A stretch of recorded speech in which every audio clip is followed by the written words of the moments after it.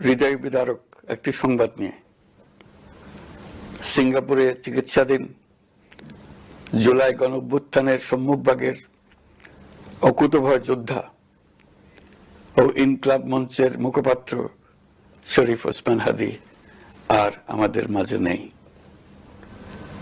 ইন্না লিল্লাহি ওয়া ইন্না ইলাইহি রাজিউন। কিছুক্ষণ আগে সিঙ্গাপুরের পররাষ্ট্রমন্ত্রী ভিভিয়ান বালাকৃষ্ণন আমাকে টেলিফোনে এই হৃদয় বিদারক সংবাদটি জানিয়েছেন।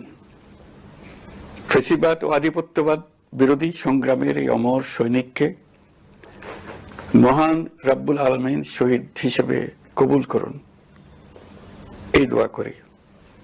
আমরা সবাই মিলে এই দোয়া করি। শরীফ ওসমান হাদীর এই অকাল মৃত্যুতে আমি গভীর শোক ও দুঃখ প্রকাশ করছি। তার প্রয়াণ